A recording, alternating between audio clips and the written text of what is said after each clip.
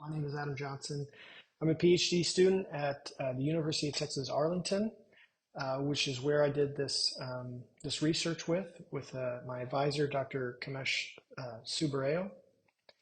I currently also hold a full-time position at the Jet Propulsion Laboratory in Pasadena as a entry, descent, and landing GNC engineer.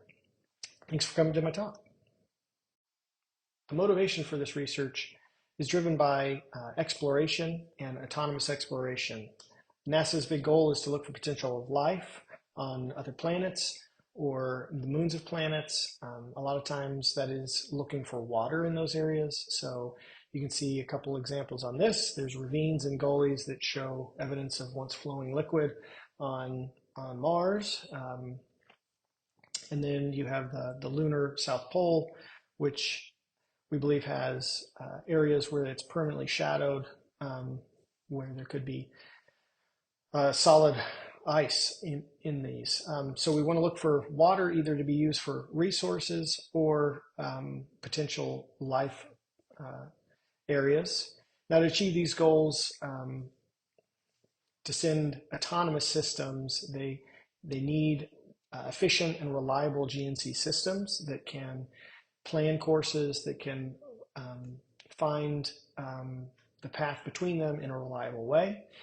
Now with these autonomous search systems and exploration systems, they obviously require a few things to maintain the navigation accuracy. If you don't have the navigation accuracy you need throughout the mission, you can have mission failures by running into different things or just not being able to explore certain areas that could limit your exploration, or it could just be inefficient. So you spend more time and therefore money in inefficient exploration. So those are kind of the higher level goals. We'll go into the goals of our study.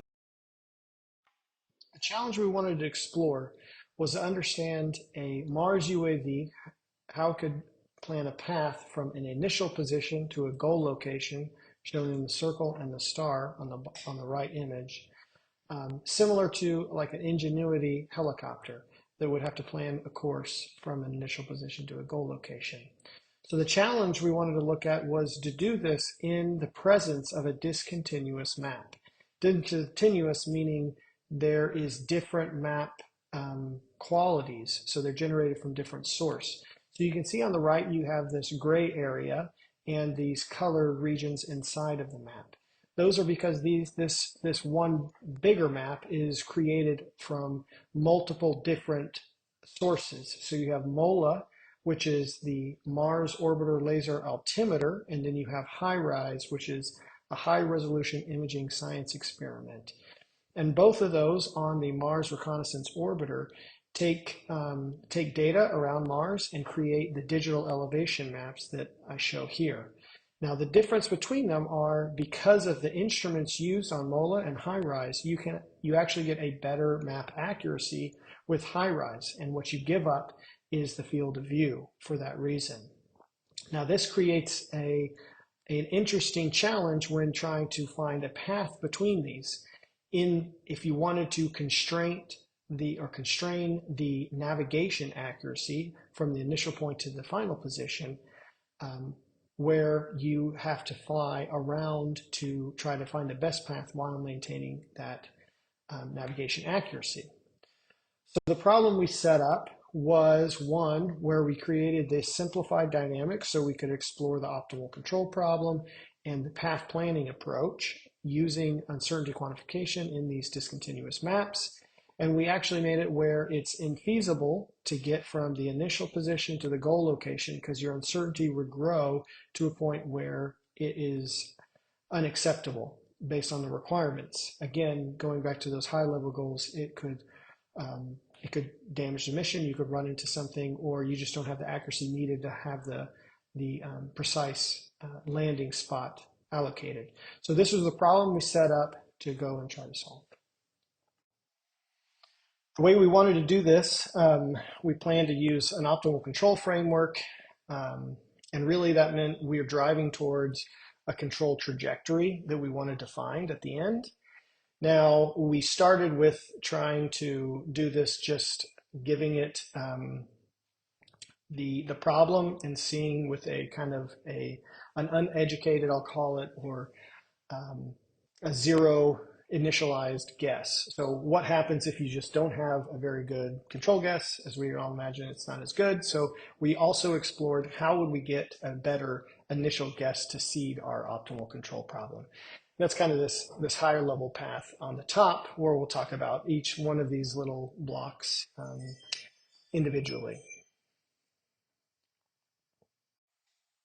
Our Mars discontinuous update field or map needs to be modified so that it can actually be used within the navigation uncertainty quantification, that we can put it inside of our optimal control problem. The way we did that was we took these images that have high-rise data and MOLA data on them. We first wanted to extract the areas that high-rise was there and MOLA was not.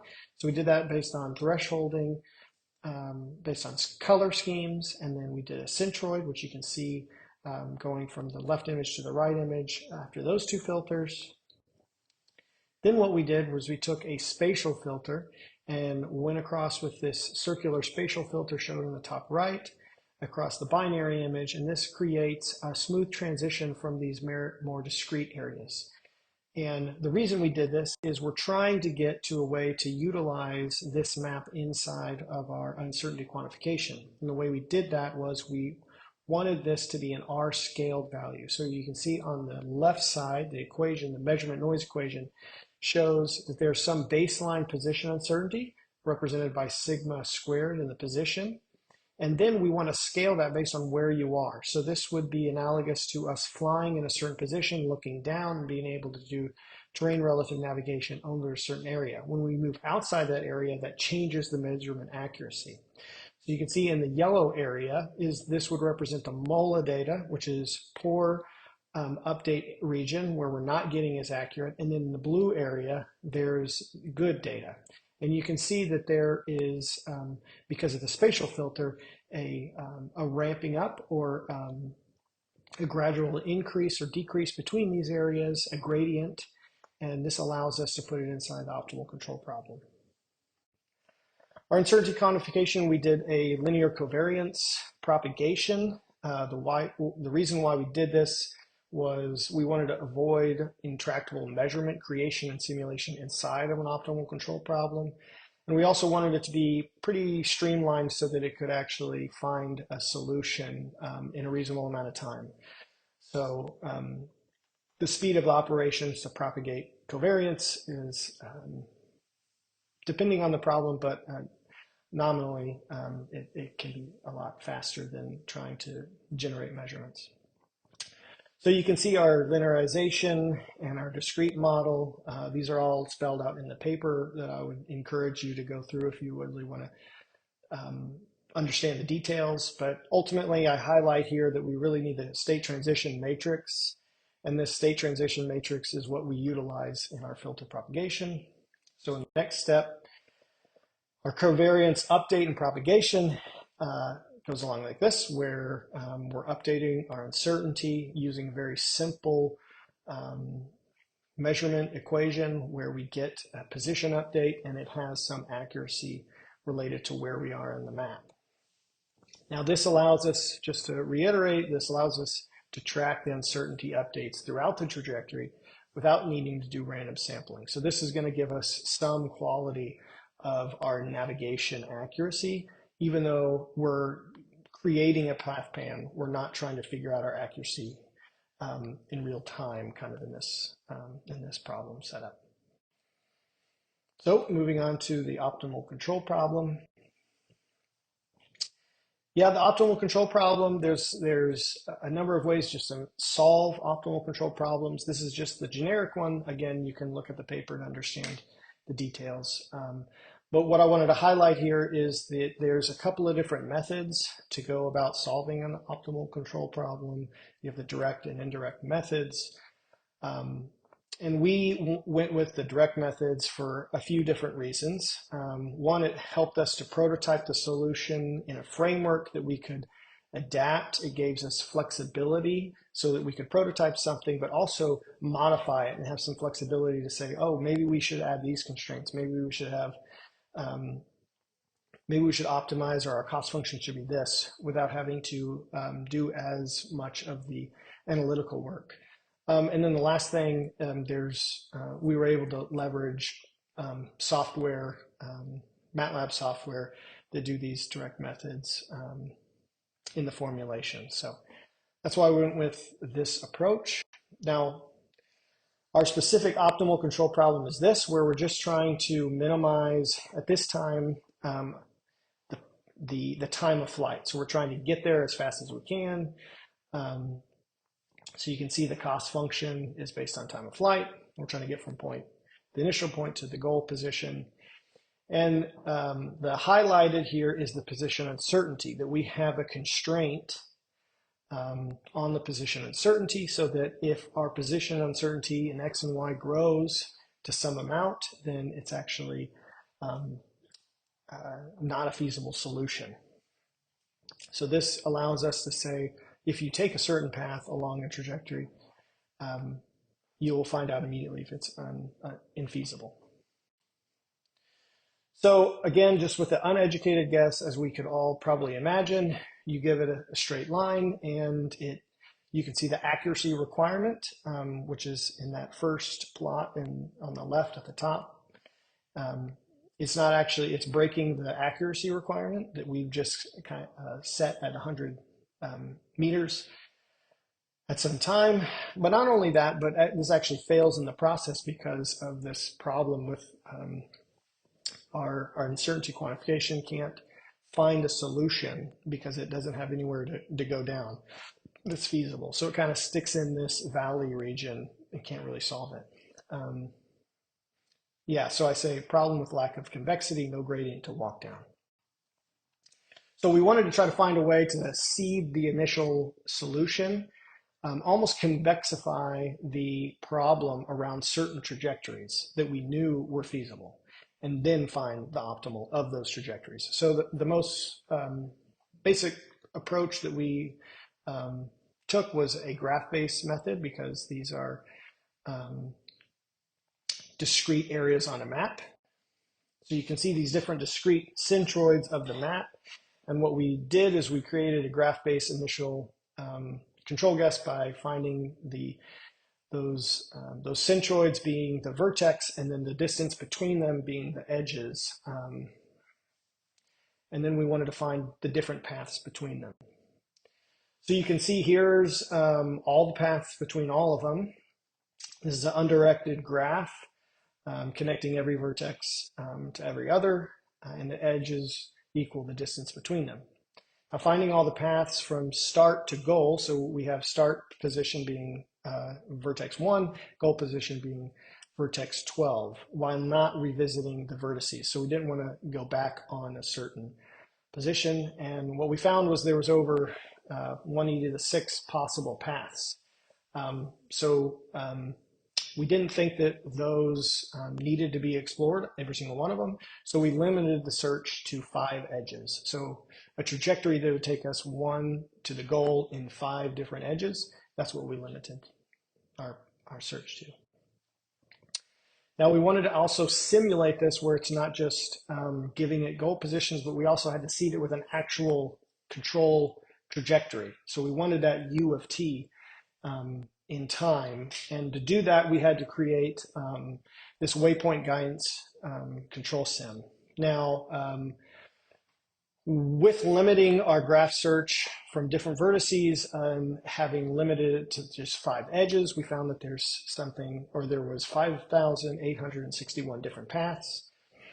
So what we did was we took the algorithm, looped over those different path trajectories. It simulated the dynamics with a waypoint following. So it would go to waypoint 1, then 2, and 3. I show here just controlling the heading. And if it passed all those criteria and passed the needed accuracy, then we would calculate the time of flight it took, and then we would rank order the time of flight. So with all the different trajectories we looked at, then we'd rank order the time based on time of flight and put them in the queue. And so if some examples of this is you have path 1, 8 to 12, and you can see it goes from vertices 1 to 8 to 12. And this is a feasible solution because our accuracy, our uncertainty stays within the bounds that we've set as a constraint. As well, you can see path 1, 4, 6, 12 also stays within the constraint. So those are feasible paths, even though the second one you can see gets very close at the very end because it takes longer distance to travel from 6 to 12. And then you can see just the one that I mentioned before, path 1 to 12 is infeasible. So if I rank order these, I get these top 20 trajectories, and this is what we'll talk about. We'll show these top 20 trajectories. And we took those top 20 trajectories, that U of t, and then we put that through the optimal control problem.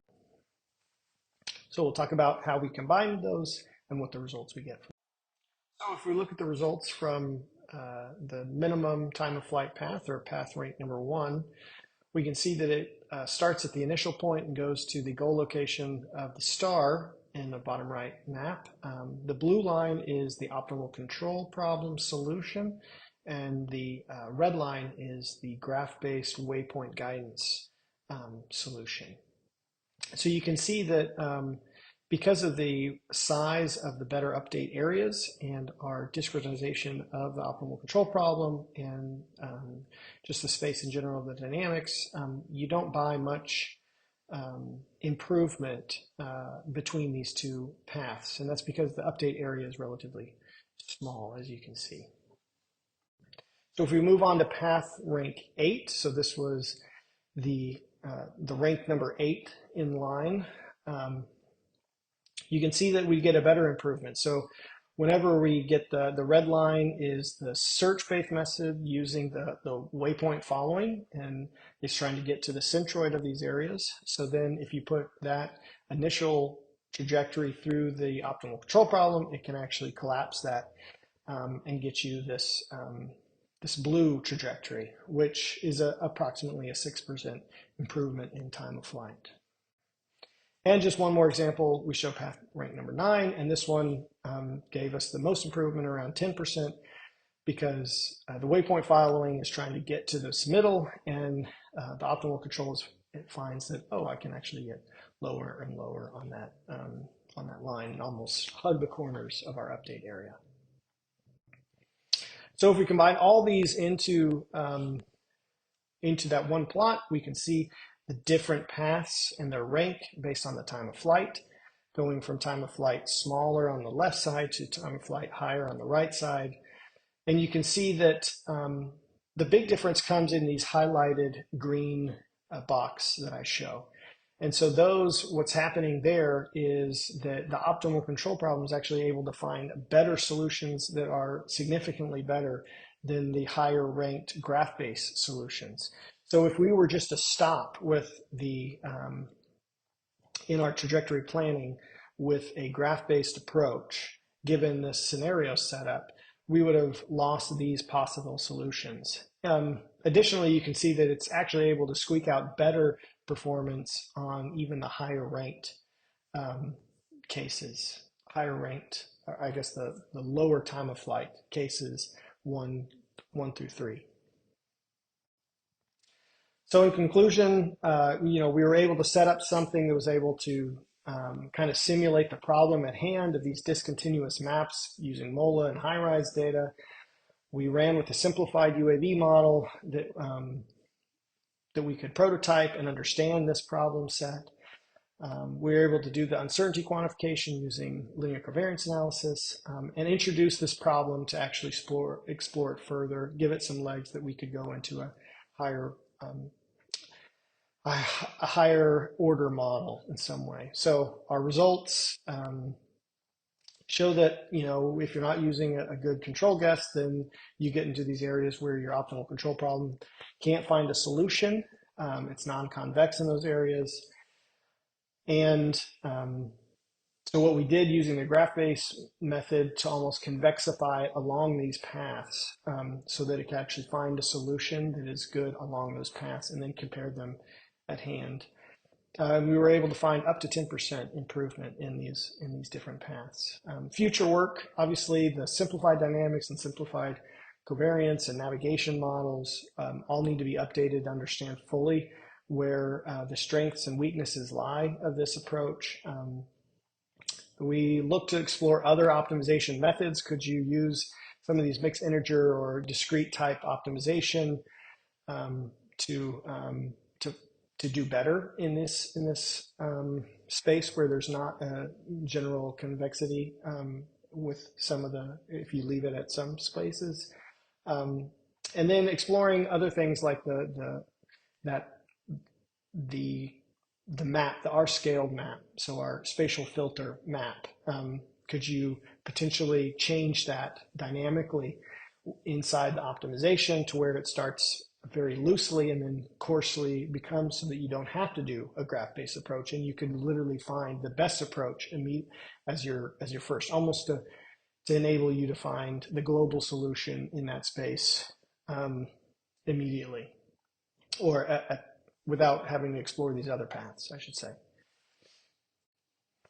So yes, thank you for coming and hearing this. I encourage you to ping me, reach out. You can give me some feedback through this QR code, take a picture, and it'll take you to a site where you can do it. And I appreciate everyone coming and looking forward to hearing from you.